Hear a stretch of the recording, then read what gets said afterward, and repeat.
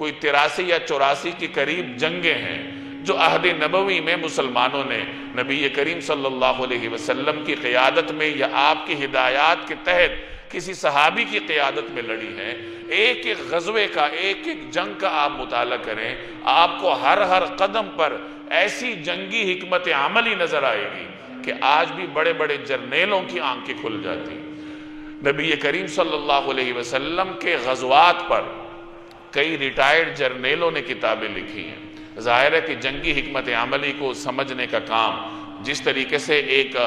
جنگ کا ماہر کر سکتا ہے، ایک پڑھنے لکھنے والے طالب علم کے بس کی چیزیں نہیں ہوتی۔ تو کئی ریٹائرڈ جرنیلوں نے جو ہماری افواج میں اعلیٰ قیادت کے حامل رہے ہیں، انہوں نے رسول اللہ صلی اللہ علیہ وسلم کے جنگی حکمت عملی پر کتابیں لکھی ہیں اور اپنی سمجھ کے مطابق روشنی ڈالنے کی کوشش کی ہے کہ جناب رسول اللہ صلی اللہ علیہ وسلم نے قریش کے ساتھ، یہودیوں کے ساتھ حالت جنگ میں کس طریقے سے تیاریاں فرمائی، آپ کی منصوبہ بندی کس طریقے سے ہوتی تھی۔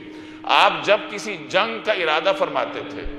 تو اس سے پہلے دشمن کی باقاعدہ خبریں حاصل کرنے کا انتظام کیا جاتا تھا، یعنی عہد نبوی میں سراغ رسانی اور جاسوسی کا ایک باقاعدہ نیٹ ورک موجود تھا۔ وہ افراد پر بھی مشتمل تھا اور چھوٹی چھوٹی جماعتوں پر بھی مشتمل تھا۔ بسا اوقات 2 کی 4 کی ٹولی کو بھیج دیا جاتا تھا، وہ جاتے تھے اور دشمن کے علاقے میں گھوم پھر کر واپس آتے تھے کہ فرض کیجئے اگر مسلمانوں کی فوج نے یہاں سے گزرنا ہے تو چارہ کہاں سے ملے گا، پانی کہاں سے ملے گا، فوج پڑاؤ کہاں ڈالے گی، یہ تمام معلومات پہلے سے جمع کی جاتی تھی۔ اسی طریقے سے دشمن کے اندر بھی اپنے کسی آدمی کو بھیجا جاتا تھا بھیس بدل کر، تاکہ وہ وہاں سے خبریں لے کر آئے۔